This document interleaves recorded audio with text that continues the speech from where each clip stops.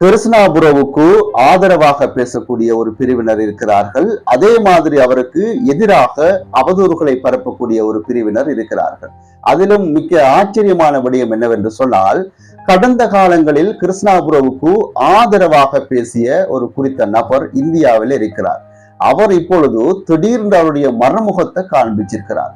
அப்படின்னு சொன்னால், அவர் கடந்த காலங்களில் கிருஷ்ணாபுரவுக்காக கொடுத்த குரல்கள் அது வெறும் நடிப்பு என்று இப்பொழுது தெரிய வருகிறது. கிருஷ்ணாபுரோ சிறையில் இருந்த காலத்தில் அவருடைய புகைப்படத்தை வைத்து அவருடைய பெயரை வைத்து சம்பாதித்த இந்த குறித்த நபர் திடீரென்று அவருடைய மறுமுகத்தை காண்பித்திருக்கிறார் என்றால் அதுக்கு பின்னாடி நிறைய காரணங்கள் இருக்கிறதா என்று நமக்கு தெரியவில்லை. ஆனால் ஒரே ஒரு காரணம் தான் நமக்கு எல்லாம் தெரிய வருகிறது. அன்றைய காலகட்டத்தில் கிருஷ்ணாபுரவுக்கு ஆதரவாக பேசினால் மட்டும்தான் அதிகமான மக்கள் பார்ப்பார்கள் என்று பேசியிருக்கிறார். இன்று ஏன் பேசுகிறார் என்றால், அவருக்கு எதிராக பேசினால் நிறைய மக்கள் வருகிறார் என்ற நோக்கத்துக்காக பேசுகிறார்.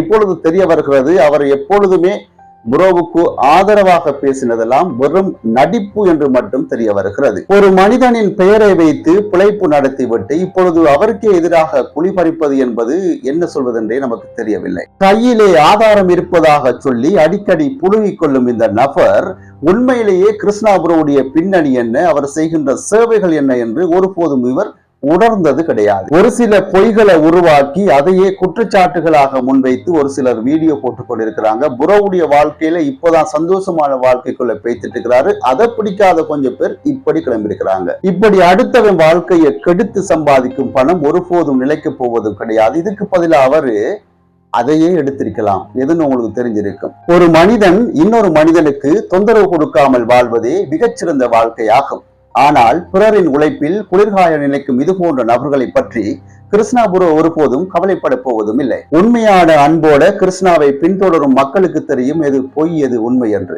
எத்தனை காலம் எடுத்தாலும் பொய் ஒரு போதும் ஜெயிக்க போவதும் கிடையாது. ஆதரவு என்ற பெயரில் வேஷம் போட வந்த முகம் இப்பொழுது கிழிந்து விட்டது. உண்மையான அன்போட மக்கள் எப்பொழுதுமே கிருஷ்ணாவுக்கு ஆதரவாக இருப்பார்கள். நன்றி.